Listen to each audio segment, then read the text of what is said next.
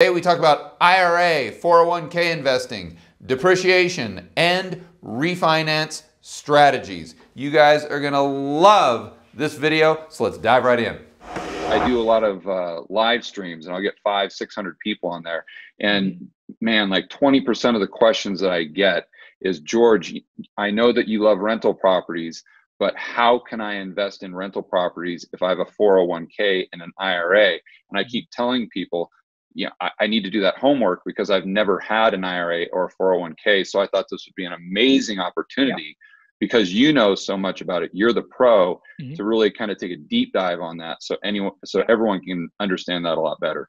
Okay, so first of all, a deep dive on this subject would take a long time. So this is not a deep dive, okay? But I'll give you the basics. It's really not that complicated, okay? I mean, Great. of course, it can be complicated if you want to do creative things. But here's the basics. It's really quite simple. What you need to do is you need to set up a self-directed IRA, or if you have a business and you have a solo K or a solo 401k, it's called, or a solo K. I have that, and I have an IRA. I have both types of accounts myself, okay, because I have my own business, right? So with those, you can make those accounts self-directed. Normally, they're not. Normally, you just went to some brokerage and went to Fidelity and said, I want to open up an IRA account, and they showed you some stocks or some mutual funds to buy in your account. That's not self-directed.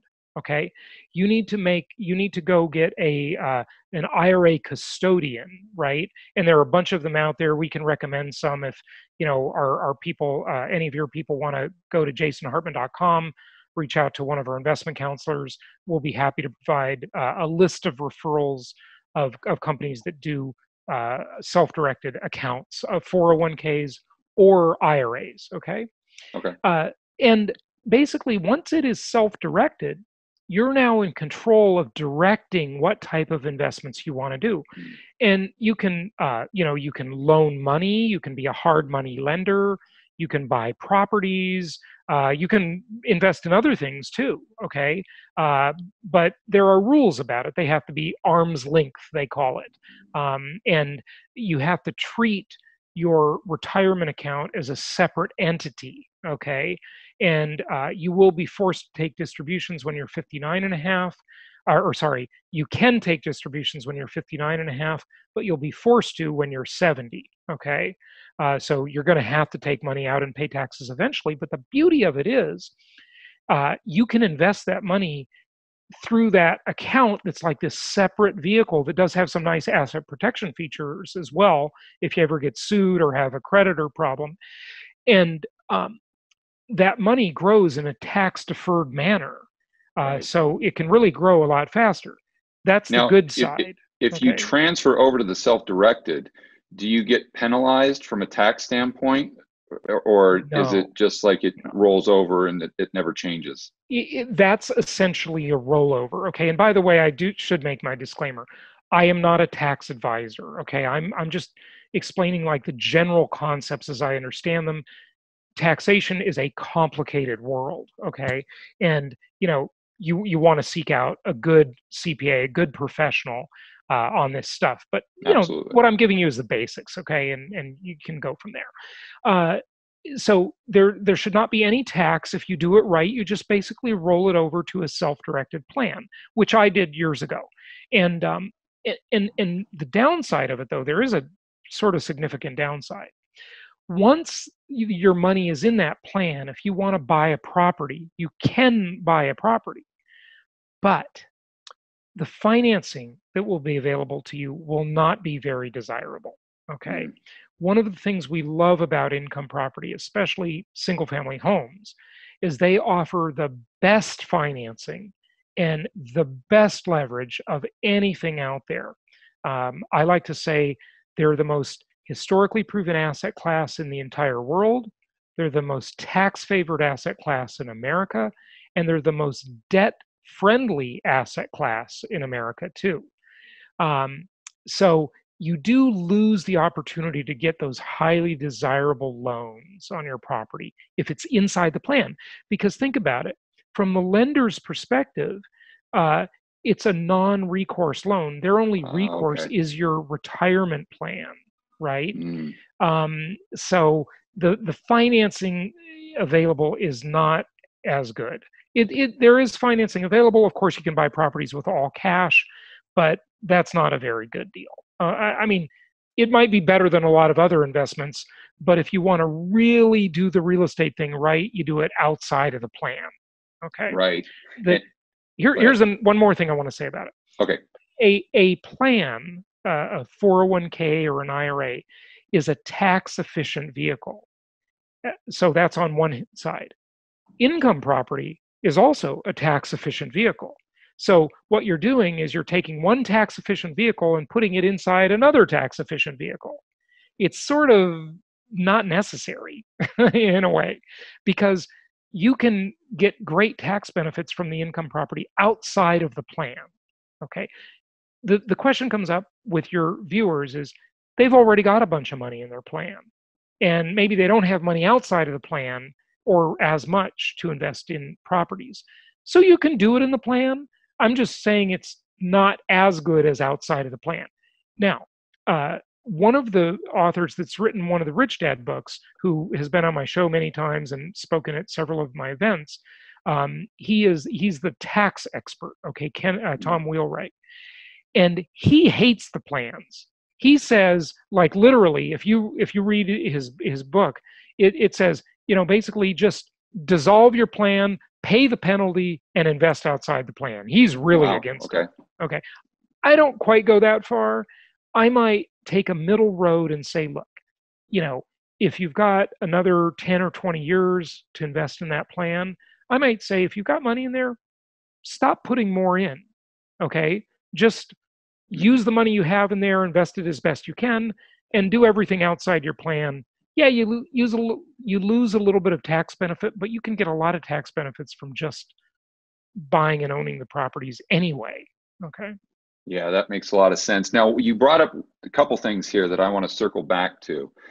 First is the tax benefit of owning an income property. And correct me if I'm wrong, but just the back of the napkin math that I've done is if you use a basic amount, let's say 50%, 60% leverage to buy an income property, pretty much if you do it right, the entire amount of the positive cash flow will be tax-free because of the depreciation on the asset.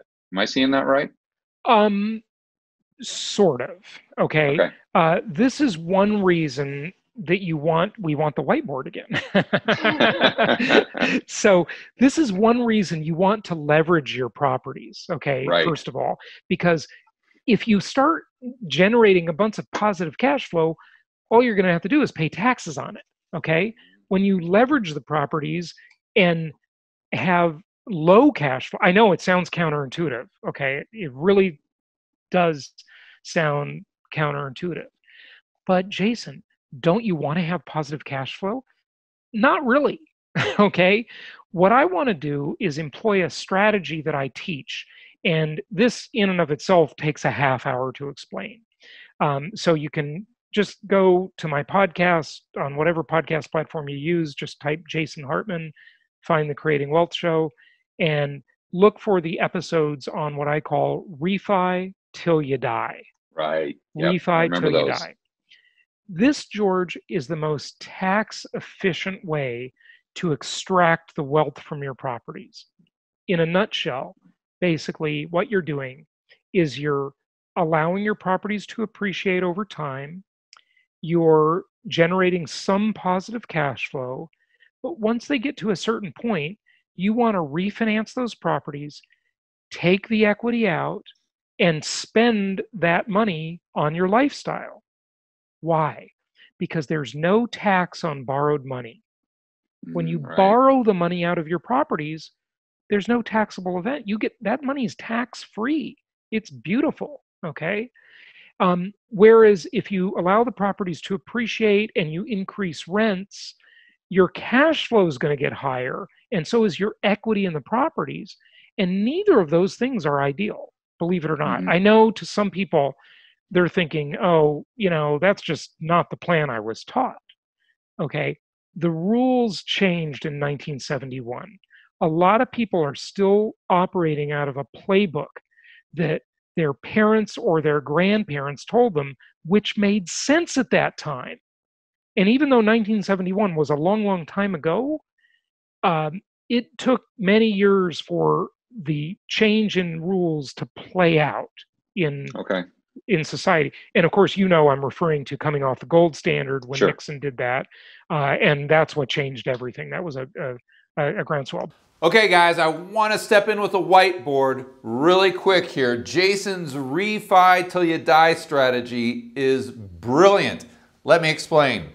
You buy a house in 2020. Let's just say you pay 50 grand for it, renting out for $1,000 a month.